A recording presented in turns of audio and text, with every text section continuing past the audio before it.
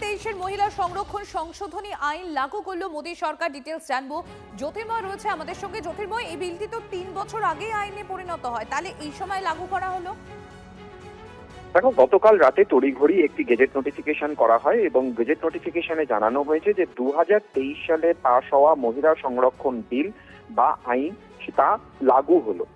যে বিষয়টি এখন আমাদের নজরে আসছে তা হচ্ছে 2023 সালে মহিলা সংরক্ষণ বিল পাশ হওয়ার পর রাষ্ট্রপতির অনুমোদন পায় এবং তারপরে একটি গেজেট নোটিফিকেশন করে সরকারের তরফ থেকে জানানো হয় যে এই বিল এখনই লাগু হচ্ছে না বা এই আইন এখনই লাগু হচ্ছে না।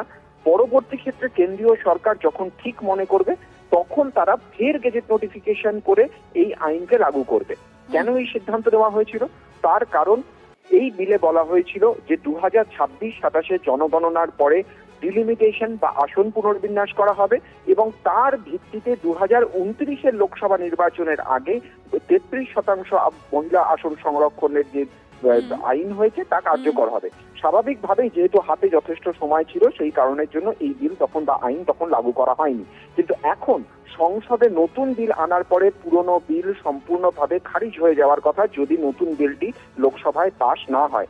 সেই বিষয়টি আঁচ করেই সরকার পুরনো বিলকে আবার নতুন করে গেজেট নোটিফিকেশন করে তারা লাগু করে দিল বলেই সূত্র মারফত আমরা খবর পাচ্ছি। ধন্যবাদ জ্যোতির্ময়।